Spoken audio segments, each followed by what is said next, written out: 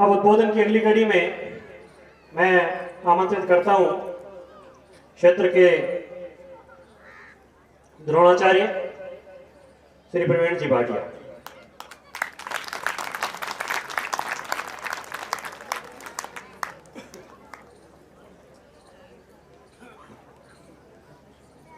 सबसे पहले मां सरस्वती के श्री चरणों में नमन।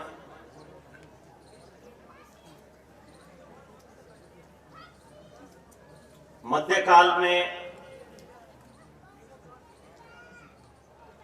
नैतिक जीवन किस प्रकार से जिया जाए, यह बात बताने वाले संत भगवान श्री जंबेश्वर जी को प्रणाम तथा मंच पर विराजमान और मंच के समक्ष विराजमान प्रत्येक व्यक्तित्व को श्री गुरु जंबेश्वर का अंश मानते हुए प्रणाम।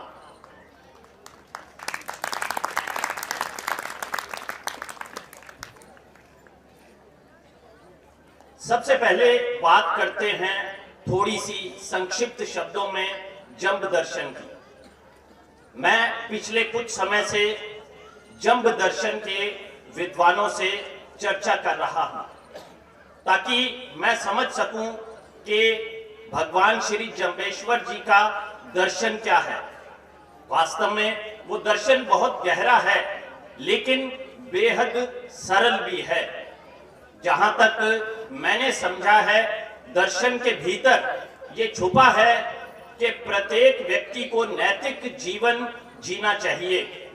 अभी मेरी बात श्री रजनीश बिश्नोई से हो रही थी तो उन्होंने मुझे बताया कि 32वें शब्द में गुरुजी ये कहते हैं कि आचरण की पवित्रता बहुत ही ज्यादा महत्वपूर्ण है। इस शब्द में वे व्याख्या करते हुए कहते हैं कि करण, दधीच, शिवी और बलि राजा, इन सब ने दान के माध्यम से प्रयास किया, लेकिन सबसे ज्यादा प्रतिष्ठा भगवान श्री राम को मिली क्योंकि उन्होंने अपने आचरण को श्रेष्ठ रखा। तो कुल मिलाकर जंब दर्शन का सार यही है कि आप नैतिक जीवन जिएं और अपने आचरण को श्रेष्ठ रखें। यही भगवान श्री जंबेश्वर अपने अनुयायियों से, पूरे भारतवर्ष से और पूरे वैश्विक समुदाय से कामना करते हैं। अब बात आती है करियर को लेकर, क्योंकि आज हम यहाँ पर उपस्थित हैं बालिका शिक्षा को लेकर, बालिकाओं के करियर को लेकर।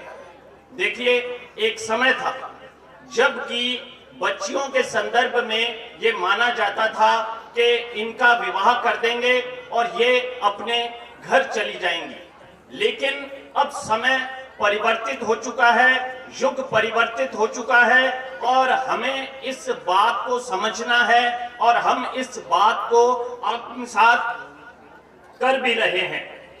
आज मैं यहाँ पर 11 बजे पहुँच गया और मैंने देखा कि अभी मेरे पास समय है तो मैं श्री गुरु जंबेश्वर बालिका उच्च माध्यमिक विद्यालय पहुंचा और वहां मैंने बेटियों से विस्तृत चर्चा की। विस्तृत चर्चा करने पर इन्होंने मुझे बताया कि सर, हम आपसे प्रश्न भी पूछेंगे। तो मुझे थोड़ी घबराहट हुई। मैंने कहा कि आप लोग मुझे पहले ही कृपया प्रश्न बता दें, लेकिन इन्होंने प्रश्न नहीं बताए। मैं उसी चर्चा का दोहराव करना चाहता हूं। बच्ची का करियर बहुत ही ज्यादा महत्वपूर्ण है क्योंकि हर बेटी के पास 2 ऑप्शन हैं, मैं ये मानकर चलता हूं, जिनमें से पहला ऑप्शन ये है कि झाड़ू, बर्तन, चौका, चूल्हा और ढेर सारे पशु। आप मेरी बात को समझ गए। और दूसरा ऑप्शन आपके पास परी बिटिया की तरह है कि एक लाल बत्ती वाली गाड़ी, सिक्योरिटी गार्ड्स, खूब सारे नौकर चाकर और जीवन में बहुत आराम और सम्मान। तो हमें इनमें से किसको चुनना है ये हम पर निर्भर करता है।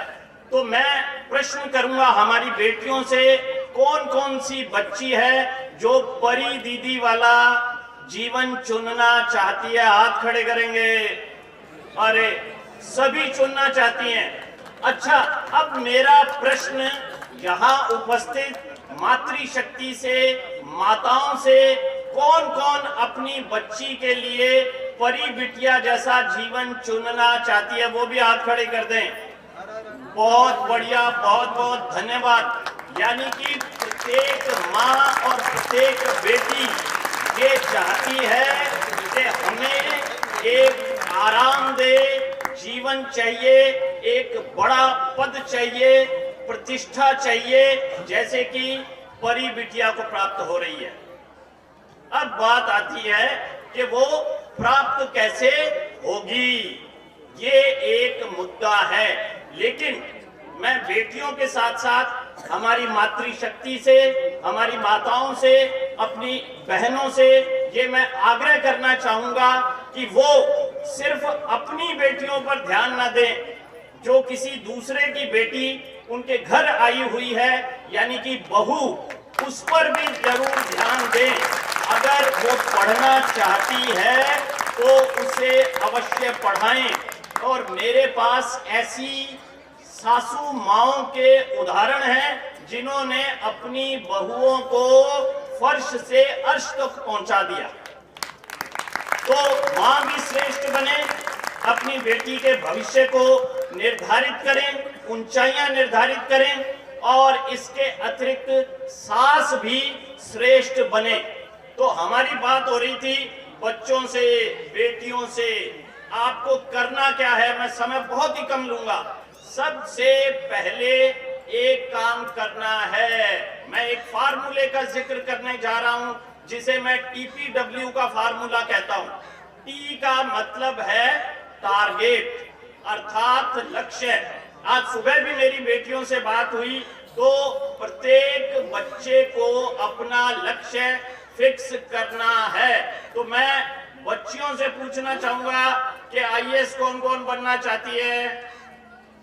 ठीक है। और अन्नू दीदी की तरह RPS कौन कौन बनना चाहती है? हाथ खड़ा करें, घबराए नहीं। जो सोचेगा वो वही प्राप्त कर लेगा।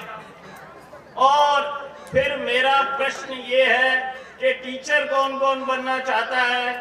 बिल्कुल सही। अब आज सुबह मेरी एक बात हुई थी, जैसे कि चर्चा में आ रहा था कि हर कोई तो गोल अचीव नहीं करेगा। कोई बात नहीं, हम प्लान बी को भी अपने साथ लेकर चलेंगे। मैंने बताया था कि बेटियां 12वीं के साथ प्री BSTC और 4 ईयर इंटीग्रेटेड BA BEd की परीक्षा पर काम करते हैं, और सहारण साहब जैसे विद्वान प्रिंसिपल आपके पास हैं, आपका स्टाफ है, उनकी डायरेक्शन में काम करें और अपने लक्ष्य का निर्धारण करें। आज आप IAS से मिले, आज आप IPS से मिले, आज आप RPS से मिले, आज आप RAS से मिले, और भी कितने ही लोगों से मिले, और अभी डॉक्टर साहब से भी आपकी मुलाकात तो होगी। तो अपने टारगेट को फिक्स करें, लक्ष्य का निर्धारण करें। आज सभी माताओं से भी मेरा आग्रह है कि वे घर जाकर पहला काम यही करेंगी कि अपने बच्चों से पूछेंगी, चाहे लड़का हो चाहे लड़की, कि भाई तू क्या बनेगा। जब हम पूछते हैं तो वो अपना लक्ष्य निर्धारित करने लगता है, धीरे धीरे क्रमिक रूप से। तो टारगेट फिक्स करें और प्लान बी को भी मजबूत रखें कि अगर ये नहीं तो ये जरूर हम हासिल कर लेंगे। अब बात आती है किस पर? TPW की बात हुई थी। P का मतलब है प्लानिंग, यानी कि योजना। अब योजना क्या हो सकती है, उसे कॉपी पर लिखें। अगर आप IAS बनना चाहते हैं तो परी दीदी जैसे IAS अधिकारियों से जब भी आपकी मुलाकात होती है तो उनसे पूछें कि कैसे बनते हैं। आप RAS बनना चाहते हैं तो श्री श्याम सुंदर जी बिश्नोई जैसे व्यक्तित्व से जब आपकी मुलाकात होती है तो उनसे पूछें कि कैसे किया जा सकता है, तो प्लानिंग तैयार करें। आप घर बैठकर अपनी प्लानिंग भी तैयार कर सकते हैं। और फिर बात आती है सबसे बड़ी बात, W की। W का मतलब पता है क्या है? वर्क, यानी कि मेहनत। अभी हम क्या करते हैं कई बार कि रात को 8 बजते बजते खाना खा लेते हैं और फिर हमें नींद आने लगती है। तो नींद लेने वाला गोल अचीव नहीं करेगा, मेहनत करनी पड़ेगी। तो फार्मूला याद रखेंगे, TPW, यानी कि टारगेट, प्लानिंग और वर्क। बस लक्ष्य आपको प्राप्त हो जाएगा। एक मैं माताओं से फिर आग्रह करना चाहूंगा। मैं परी बिटिया की मम्मी श्रीमती सुशीला बिश्नोई से मिला तो मुझे ये लगा कि अगर परी की उपलब्धि है तो इसके पीछे उनकी मां की भूमिका ज्यादा है। तो बस ठीक वैसी ही भूमिका निभाएं जैसी कि परी बिटिया की मम्मी ने निभाई। आप सबका ये नैतिक दायित्व है। तो इतनी सी बात मुझे कहनी थी, लेकिन अब एक बात मैं और कहना चाहूंगा। आज हमारे देश को, हमारे समाज को, हमारे राष्ट्र को जरूरत है इस बात की कि शिक्षा के क्षेत्र में काम हो, सामाजिक कुरीतियों के क्षेत्र में काम हो और आपके समाज के एक विराट व्यक्तित्व आचार्य स्वामी श्री सच्चिदानंद जी इस दायित्व को बखूबी निभा रहे हैं। मेरी उनसे जब विस्तृत चर्चा हुई तो मैं धार्मिक दृष्टिकोण से बात नहीं कर रहा, मैं एक निष्पक्ष मूल्यांकन करते हुए कह रहा हूं कि मुझे लगा कि ये वो व्यक्तित्व हैं जो भविष्य में राष्ट्रीय संत का दर्जा प्राप्त करेंगे, क्योंकि वो समाज के लिए सोचते हैं, वो राष्ट्र के लिए सोचते हैं। तो इतना सा मेरा आग्रह था, निवेदन था। तो बेटियां जो है वो खूब मेहनत से पढ़ें, माताएं जो हैं अपनी बेटियों को प्रेरित करें, अपने बेटों को प्रेरित करें और इसके अतिरिक्त समाज के अंदर जितनी भी सकारात्मक चीजें हैं उन सभी के लिए आप अपने भीतर सकारात्मकता लाएं। खासकर आपके आइकॉन ऐसे व्यक्तित्व होने चाहिए। तो इतनी सी बात, अब बारी होगी प्रश्नों की। हालांकि मुझे बताया नहीं, कुछ बेटियां हंस रही हैं कि अब ये फंसेंगे, मेरे को भी डर लग रहा है। हाँ। मेरा नाम सोनू है। मैं श्री गुरु जपे बालिका उच्च माध्यमिक विद्यालय की कक्षा 12 की छात्रा हूँ। मेरा आपसे प्रश्न इस प्रकार है कि देखने में आया है कि प्रतियोगी परीक्षा की आयु सीमा में बढ़ोतरी की जा रही है, लेकिन प्रतियोगी परीक्षा की आयु सीमा, अधिकतम आयु सीमा 40 वर्ष है, 40 वर्ष है। और इस 40 वर्ष तक अगर एक व्यक्ति 40 वर्ष तक प्रतियोगी परीक्षा की तैयारी करता रहे और वह सफल न हो तो उसमें क्या वह सभी क्षेत्रों में असफल है? तो इसमें आपके क्या विचार है? देखिए, हम लोकतांत्रिक देश के निवासी हैं जहां पर तमाम व्यवस्थाएं संविधान के अनुसार ही चलती हैं। अब बात ये आती है कि परीक्षा की अवस्था 40-45 वर्ष कर दी गई है। अगर कोई व्यक्ति सफल ना हो तो क्या होगा? जबकि मुझे लगता है कि अवस्था होनी चाहिए, सबको मौका मिलना चाहिए।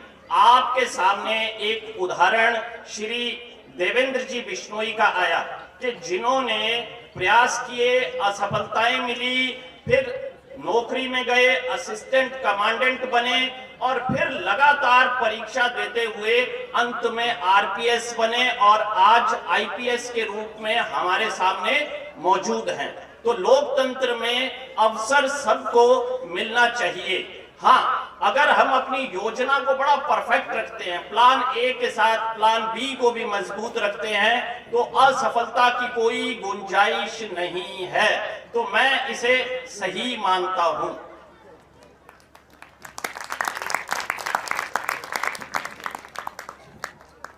प्रश्न 2। प्रणाम गुरुदेव, मेरा नाम नीतू बिश्नोई है। मैं श्री गुरु जम्बेश्वर बालिका उच्च माध्यमिक विद्यालय की कक्षा 12 की छात्रा हूँ। गुरुदेव, मेरा आपसे यह प्रश्न है कि आप बेहद कम फीस में निःशुल्क कोचिंग सेंटर चला रहे हैं, लेकिन कई संस्थान आरएस जैसे कई प्रतियोगी परीक्षाओं के लिए लाखों रुपए फीस लेते हैं। फिर भी दोनों ये इतना अंतर क्यों है? क्या दोनों शिक्षण पद्धतियों में भी इतना अंतर है, जबकि परिणाम तो समतुल्य सा ही रहता है?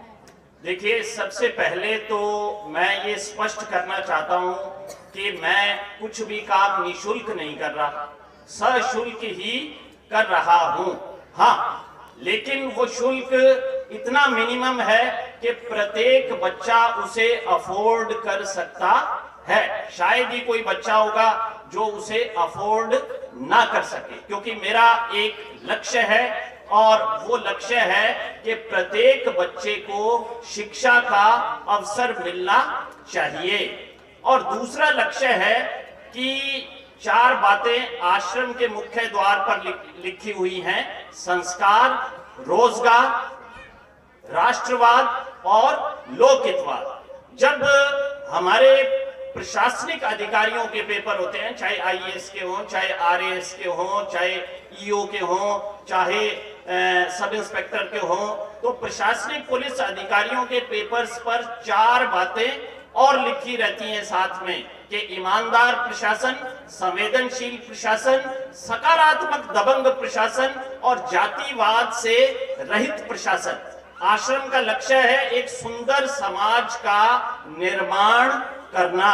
उसके लिए मैं और मेरे बहुत सारे साथी प्रयासरत हैं। जहां तक रही विभिन्न कोचिंग सेंटर्स की बात, मेरा ये मानना है कि संसार का प्रत्येक गुरु, प्रत्येक शिक्षणालय बेहद अच्छा है, क्योंकि हर गुरु, हर शिक्षणालय का एक ही लक्ष्य है और वो है कि उसका बच्चा चयनित होना चाहिए, उसका बच्चा संस्कारित होना चाहिए। तो सभी गुरु और सभी शिक्षणालय श्रेष्ठ हैं। शिक्षण पद्धति की बात करें तो जब नाम आश्रम है तो शिक्षण पद्धति भी हमारी परंपरागत ही है। तो शिक्षण पद्धति में जरूर थोड़ा बहुत अंतर आपको देखने के लिए मिल जाएगा, लेकिन प्रत्येक अध्यापक और प्रत्येक शिक्षण संस्थान को मैं श्रेष्ठ मानता हूं, क्योंकि वो समाज और विद्यार्थी प्रत्येक का भला चाहता है। धन्यवाद।